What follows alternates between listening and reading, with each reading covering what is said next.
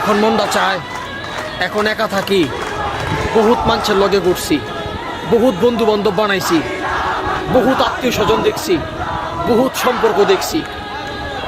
স্বার্থ ফুরায় গেলে কেউ আর পাশে থাকে না রে, নিজের দেহটা ছাড়া আর নিজের ছায়াটা ছাড়া। ছায়াও সময় খারাপ থাকলে সাথে হাঁটে না, আর মানুষ কি হাঁটবো?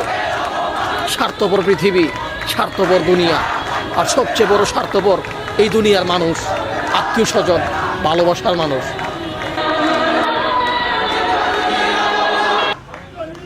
জুয়েল ভাই,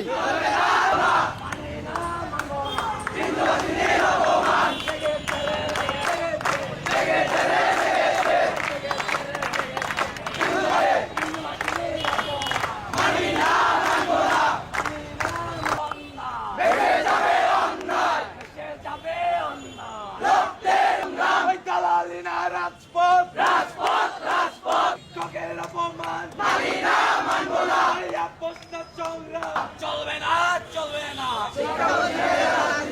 তোরা কেউ কোনো বক্তব্য দিতে চাস?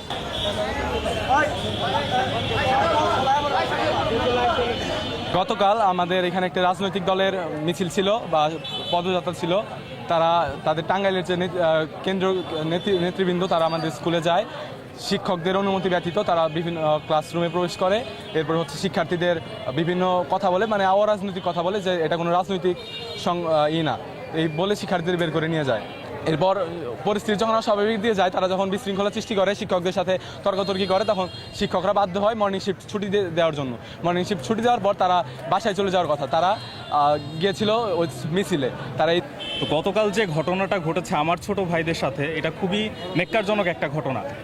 আমার জানা নেই টাঙ্গাইলের ইতিহাসে কখনো মানে বিন্দুবাসিনীর বাচ্চাদেরকে বা আমার ছোট ভাই বোনদেরকে কখনো স্কুল থেকে বের করে কোনো রাজনৈতিক মিছিলে নিয়ে যাওয়া হয়েছে কিনা, এরকম কোনো নজির আমার জানা নাই।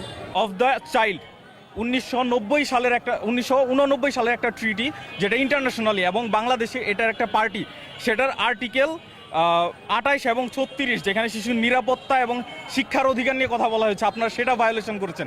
নট অনলি দ্যাট, বাংলাদেশের supreme law of the land, যেটা হলো একটা কনস্টিটিউশন, সেই কনস্টিটিউশনের আপনারা আর্টিকেল 15 এবং 17, যেখানে হলো বলা হয়েছে শিক্ষাকে একটা মৌলিক অধিকার এবং প্রাথমিক শিক্ষাকে বাধ্যতামূলক করা হয়েছে, এই দুইটা অধিকারকে আপনারা ক্ষুণ্ণ করেছেন।